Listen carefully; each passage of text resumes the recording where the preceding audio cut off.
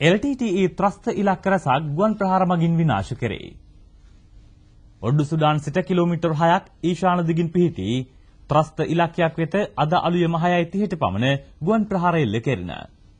59 වන සේනාංකයේ බටපිරිස්වල මෙහිජුම් සඳහා සහාය වෙමින් MI-24 ප්‍රහාරක හෙලිකොප්ටර යානා මගින් මෙම ප්‍රහාරය එල්ල කළ බව ගුවන් හමුදා ප්‍රකාශක වින් කමාන්ඩර් ජනක නානායක්කාර මහතා පවසයි.